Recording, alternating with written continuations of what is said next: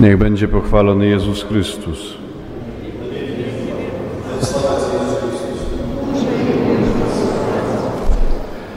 Bardzo przepraszam, że nie mogę mówić w waszym języku. Jeśli mnie jeszcze raz zaprosicie, to się trochę nauczę.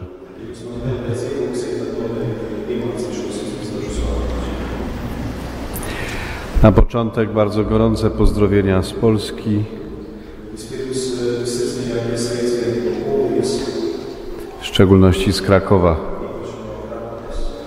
Choć tak bardzo się nie chwaliłem, że tu jadę.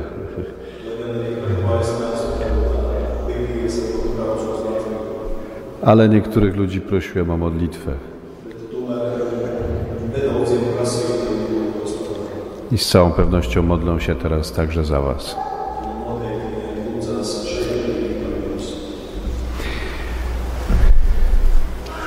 Wysłuchaliśmy bardzo pięknego Słowa Bożego. Słowa, które dotyczy każdego z nas z osobna, ale także dotyczy nas wszystkich jako wspólnoty Kościoła.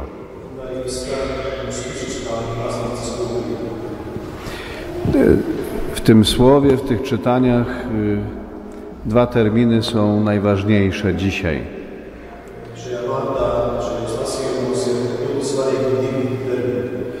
Pierwszy to jest przyjaźń i drugi to jest małżeństwo.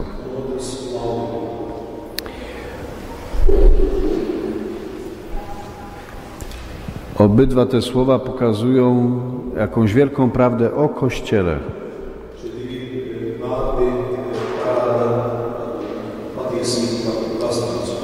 I o tym, jak w Kościele wygląda przekaz wiary.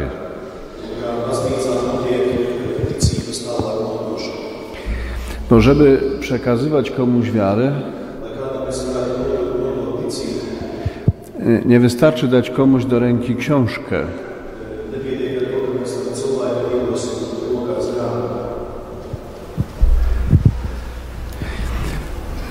Ewangelizacja nie polega na tym, że się daje komuś do ręki katechizm.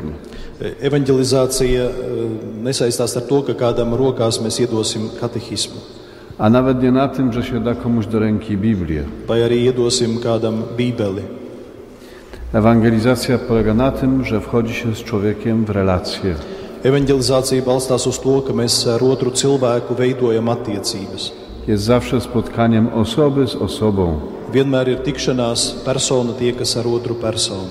Nie jest uczeniem teorii. Tā nav teorijas mācīšana.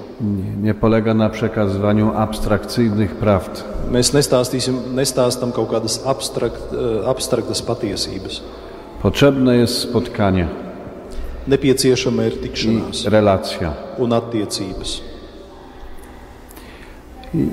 Oczywiście chodzi ostatecznie o relację każdego z nas z Jezusem. Protams, ka galvenā attiecība tā ir katra cilvēka personīga attiecība ar Jēzu. Ale my w te relacje prowadzimy innych w ten sposób, że sami wchodzimy w głębokie relacje między sobą. Bet arī šajās attiecībās ar Jēzu mēs ievadam citus cilvēkus caur to, ka mēs paši veidojam tādas dziļas, patiesas attiecības savā starpā.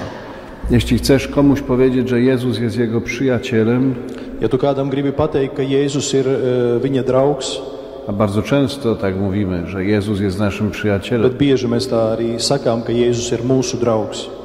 Tak naprawdę dobrze by było pokazać sobą, co to znaczy przyjaźń. Bet tad arī ar savu dzīvi vajadzētu parādīt tam otram cilvēkam, ko nozīmē draudzība. Dzisiaj dość często posługujemy się słowami, co do których mamy wrażenie, że wszyscy je rozumieją, a niekoniecznie tak jest. Šodien mēs izmantojam daudzus vārdus, un mums šķiet, ka mēs saprotam šo vārdu nozīmi, bet nevienmēr tas tā ir. Mieliśmy w tamtym tygodniu piękne rekolekcje niedaleko Krakowa. Pagājušā nedēļā netālu no Krakovas bija brīnišķīgas rekolekcijas. Było około 120 osób. Aptuveni 120 cilvēki piedalījās. I siedzący tam Andrzej, un tur sēdošais Andrzejs, mówił do ludzi o uczniostwie. runāja klātesošajiem par to, kā būt par mācekli. Kiedy skończył, ja wstałem i spytałem ludzi, kto z nich kiedykolwiek miał w życiu ucznia, mistrza. Kad viņš beidza runāt, es piecēlos, bīskaps piecēlās un jautāja klātesošiem, kuram no jums dzīvē ir bijis skolotājs?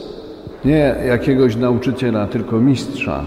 Nevis kaut kāds skolotājs, bet varētu teikt skolotājs ar lielo burtu. Dla którego rzeczywiście byłby uczniem. Kuram tu patiesi būtu viņa māceklis.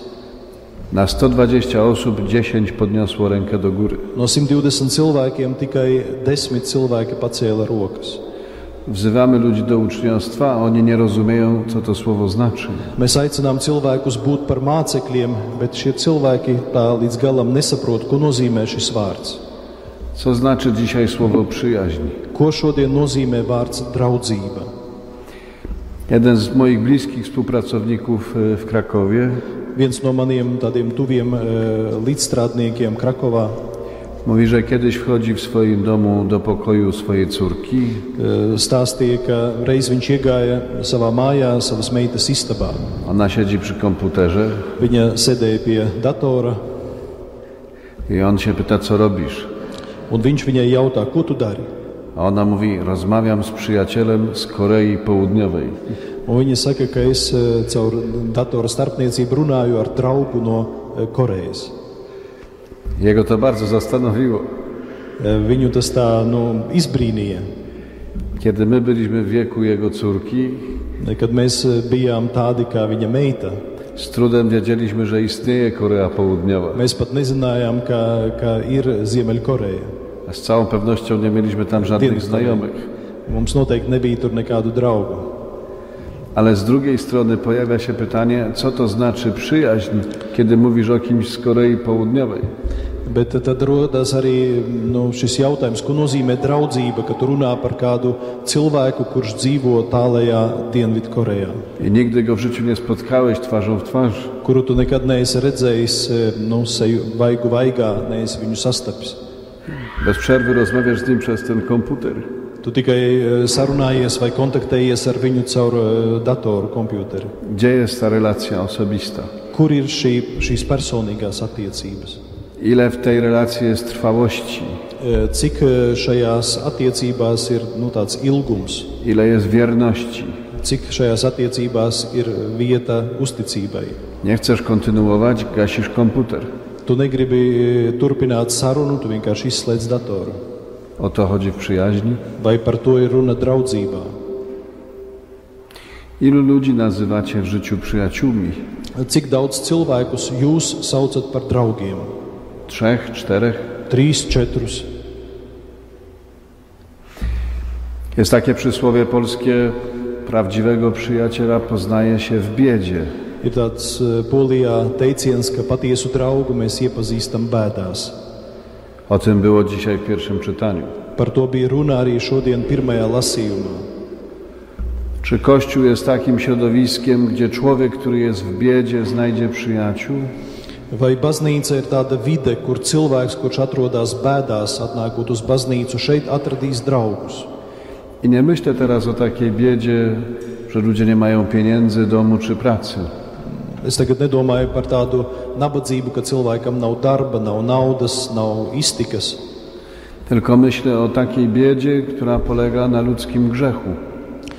Bet runā par tādu nabadzību, kas ir saistīta ar cilvēka grēku. Czy człowiek, który ma w swoim życiu dramatyczne doświadczenie grzechu, może przyjść do Kościoła? Vai cilvēks, kurš ir piedzīvojis ļoti dziļi savā dzīvē grēka realitāti un atnāk uz baznīcu? Nie musi się bać, że zostanie osądzony i wykluczony? Vai šim cilvēkam nav jābaidās no tā, ka viņš tiks izslēgts no baznīcas un nepieņemts? Całkiem niedawno temu mieliśmy w Krakowie pogrzeb znanego bardzo księdza, który wiele w życiu uczynił dobra. Nesen Krakovā bija kāda priestera, kurš darīja ļoti daudz laba. Ale pod koniec lat 90. okazało się, że być może był współpracownikiem tajnych służb w czasie komunizmu. Bet 90. gadu beigās izrādījās, ka varēja gadīties, ka šis cilvēks ļoti sadarbojās ar padomju varu. Mówiłem kazanie na tym pogrzebie. Bīskaps runāja šajās bērēs sprediķi. Dlatego, że 2 ludzi, którzy byli wcześniej poproszeni, odmówiło głoszenia tego kazania. Jo runāja tāpēc, ka 2 iepriekšējie cilvēki, kuriem lūdza pateikt sprediķi šajās bērēs, atteica. Przyjaciela poznaje się w biedzie. Draugu mēs iepazīstam bēdās. Takiej biedzie, jaką jest też mój grzech. Tādā bēdā, kuru saucam par grēku. Chciałbym wierzyć, że przyjaźń Kościoła do mnie jest w stanie przetrzymać moje grzechy.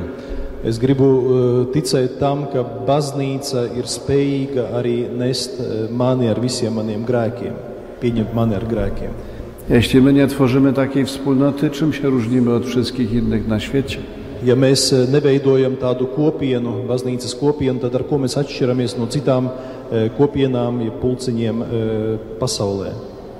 Jeśli człowiek ze swoim grzechem musi się kryć przed Kościołem, jaką wspólnotą my jesteśmy? Ja cilvēkam, kuram ir savi grēki, viņam ir jāslēpjas no baznīcas kopienas, jāslēp šie grēki, viņš nevar viņus atklāt, tad kāda mēs esam kopiena?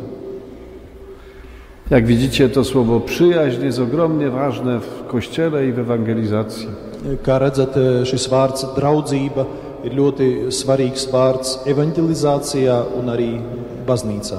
Ono nas prowokuje do głębokiej, wiernej relacji z ludźmi. Šis vārds aicina mūs uz tādām dziļām, patiesām, draudzīgām attiecībām ar cilvēkiem. Tego nie załatwicie żadną konferencją, żadnym kazaniem. To mēs nevaram atrisināt ne ar vienu konferenci, ne ar vienu sprediķi. To musicie dać w doświadczeniu. To mēs varam saņemt tikai pieredzē. Podobnie jest ze słowem małżeństwo. Un tāpat arī līdzīgi notiek ar vārdu laulība. Bardzo często pokazujemy Chrystusa jako oblubieńca Kościoła. Bieži mēs runājam par Kristu, kurš ir baznīcas līgavainis. A nas samych rozumiemy jako oblubienicę Chrystusa. Bet baznīca tiek saprasta kā Kristus līgava. Najwięcej z tego rozumieją siostry zakonne. Visvairāk no tā, vai vislabāk šo patiesību saprot klostera māsas vai klosteras ļaudis. Jezus dzisiaj w Ewangelii mówi o małżeństwie. Šodien evaņģēlijā Jēzus runā par laulību. Mówi, że ono jest nierozerwalne. Viņš saka, ka laulība ir nešķirama. Więzi między nami są nierozerwalne. Ka attiecības starp mums ir nešķiramas.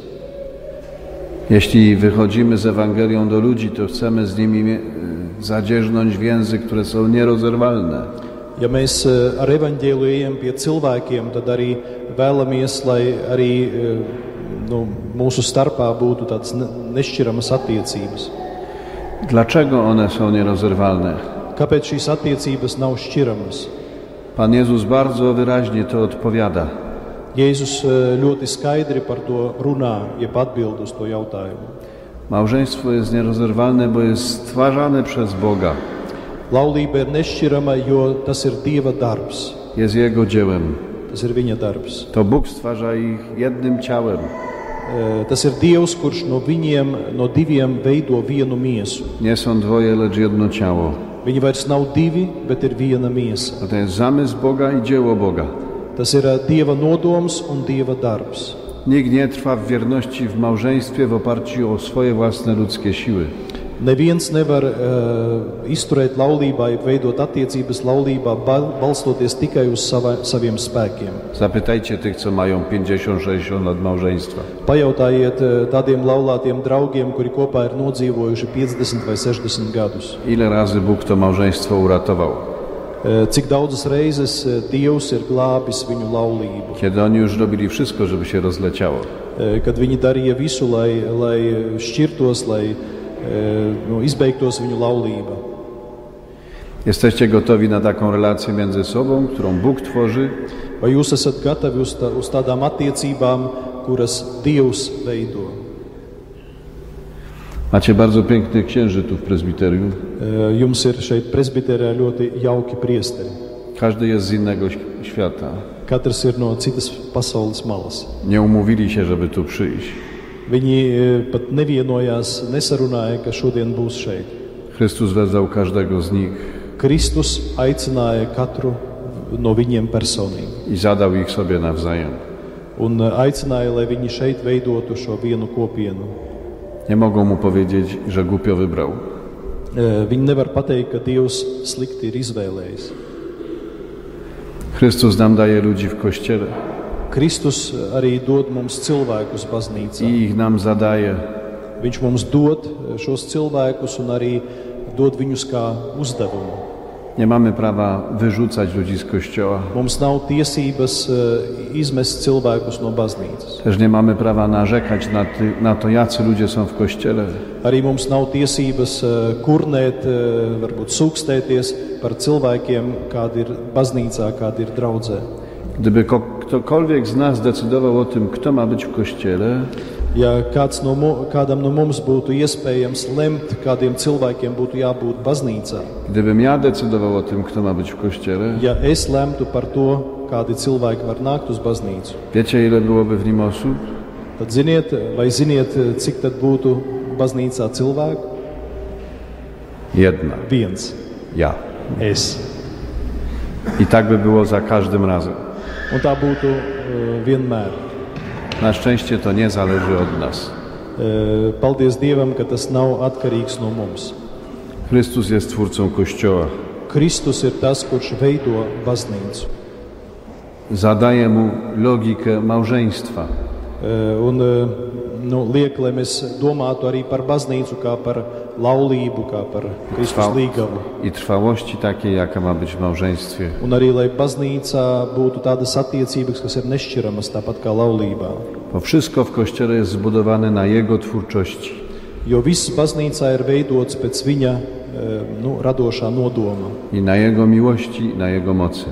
Un balstās uz viņa spēka un uz viņa mīlestību. Ten buduje Kościół i ten trwa w Kościele, kto się otwiera na działanie Ducha Świętego. Tas veido baznīcu, un tas ir baznīcā, kas atverās uz svētā gara darbību. I kto się poddaje temu działaniu. Un kas ļauj, lai svētais gars viņa dzīvē darbotos.